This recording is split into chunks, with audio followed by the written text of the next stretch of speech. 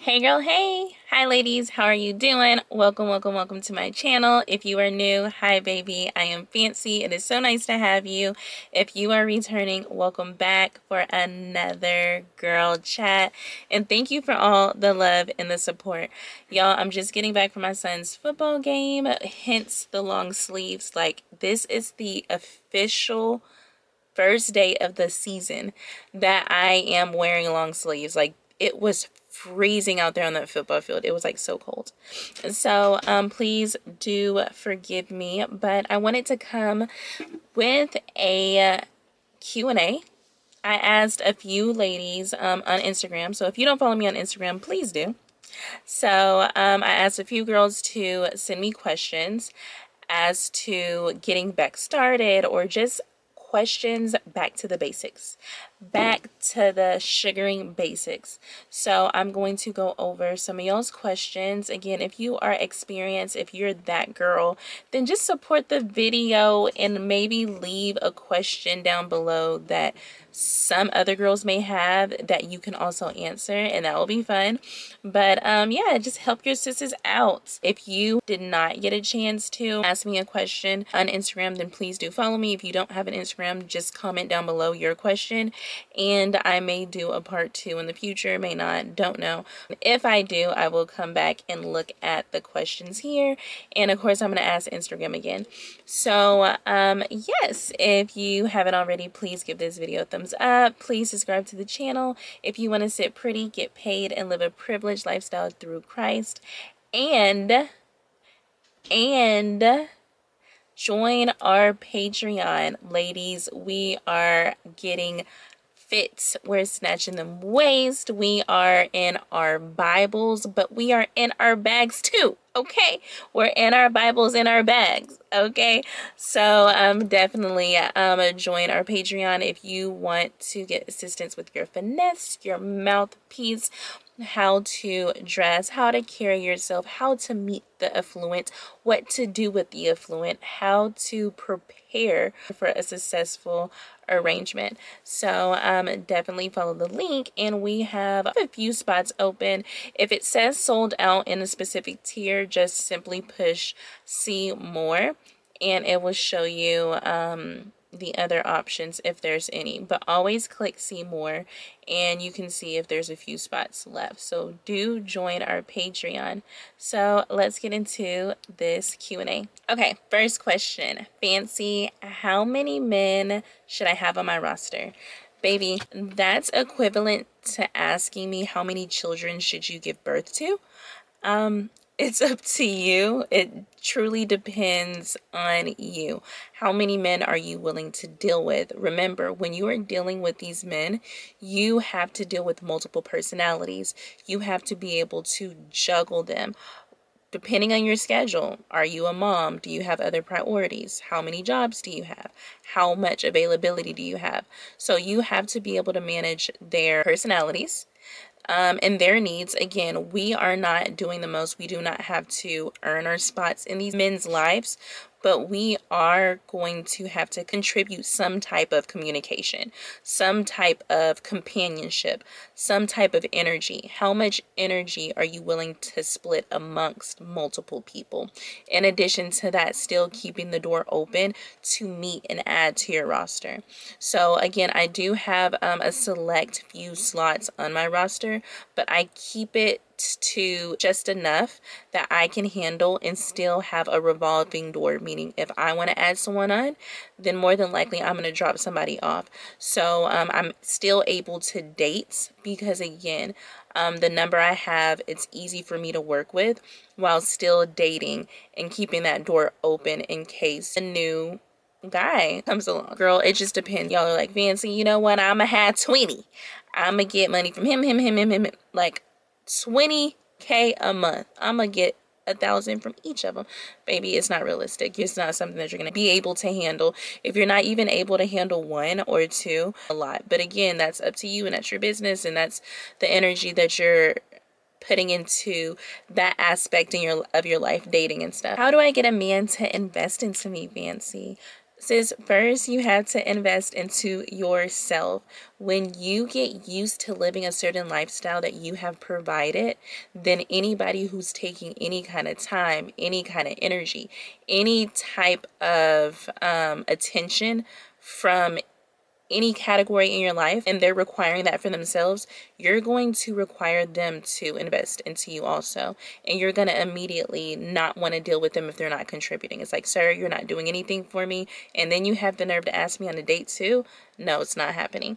So the way to get a man to invest into you is first invest into yourself. And that will show him that, hey, she's the type of girl who gets her nails done all the time. She's the type of girl who gets her hair done all the time. She's the type of girl who loves makeup. She's the type of girl who shops all the time. So how is it that she came as the total package, and me as a man, I'm going to not contribute to that? If you vet it properly. If not, he's going to fall off, and then you can go to the next one, and the next one is going to follow suit. When should I bring up the allowance talk? 30 days. It takes 30 days to make something into a habit. Then that 30 days, you are asking. Again, one of our girls in the Patreon, ask and you shall receive, okay? She already put it out there. Ask and you shall receive. And that's just how it works. Like within those 30 days of dating him and spending time with him and getting to know him, you have already been asking for hair money, nail money, beauty maintenance. You've already asked him to bring gifts. He's already bought you your favorite perfume. He's already paid for an oil change or maintenance on your car to get detailed. He's already paid a phone bill. He's already paid, just different things. And within those 30 days of you getting him used to contributing to your life, at that 30-day mark, you can kind of say, hey, babe, I appreciate everything that you've done for me. I hate that it's been so transactional, and I'm really looking forward to seeing where things go. Moving forward, I would probably be more comfortable with something that's more solid, so I feel more secure within our relationship as it grows. And I would like to talk about you possibly stepping up financially and helping me with my school payment, which is X amount of dollars a month, or beauty maintenance, which is X amount of dollars a month, or my rent, which is X amount of dollars a month, or I'm trying to pay off my credit and it's X amount of dollars a month. Like, just whatever you need, whatever you want to say, whatever excuse you want to use, that is what you need to tell him. I'm starting up a business and it's going to take X amount of dollars a month. These are the extra expenses for my business, and this is how much it's going to cost. So at the 30-day mark, at that point, you need to be having the allowance talk. It goes a little something like that. Okay, how long should I talk to these guys online before giving up if they don't ask me on a date? Now, sis, if these men are just chit-chatting online, that's an issue. You kind of need to pivot the conversation to something more beneficial. So after a appropriate introduction and you replying to that appropriate introduction, you should only be talking to this guy for like 3 days. So after the appropriate introduction and you replying to that, then you can, kind of say, ask him what is he looking for, how has this site been treating him? Has he had pretty good experiences? Kind of get a feel on, is he a negative person? Is he a positive person? Is he optimistic? And then say, okay, well, that's great. I'm glad to hear that. I really don't have that much time, so I check in every once and again, and my inbox can be a bit overwhelming, but I'm open to us further identifying if there's chemistry. Do you anticipate some upcoming availability to take me on a proper date? And that's what you can say. So, yeah, you should only be really conversing with them for about 3 days. And this isn't 3 consistent days. This is like 3 days whenever you get back to him. So if he does not already ask to take you on a date, that's when you bring up, do you anticipate any upcoming availability? Babe, as you can see, I'm a bit inconsistent and my responses are a bit delayed. I don't have time to play, telephone with you back and forth, or instant message tag, whatever the case may be. If you would like to further get to know me, I would prefer us to get to know one another in person. So yeah, and I'm trying to think, a few of the girls, within the Patreon, they have different techniques. I know some of the girls, if you know the guy says, well, tell me a little bit about yourself, some of the girls would say, well, honestly, I prefer to get to know someone face to face, and online is really not my thing. So if you are interested in getting to know me, then do you anticipate any availability to take me to dinner? So some girls do that, or some girls, I'm trying to think what other girls do, because I do the first one. And that second one, for the preference of getting to know one another online, that's a good one too. So that's two. I don't want to give you too much, but that's two. If you need any more, come over to the Patreon, okay? So, yeah. Let's see the next one. Okay, can you explain approaching a man versus positioning yourself to be approached? So let's just say, and we went over this, girls. This is like a recap of the Patreon. Okay, like these questions have been asked, and if they haven't, then you know the girls already know where to come for the answers. But this is kind of what it feels like, a little quick. So, approaching a man is when you go and say, "Hey, sexy, how are you doing? Is someone sitting here?"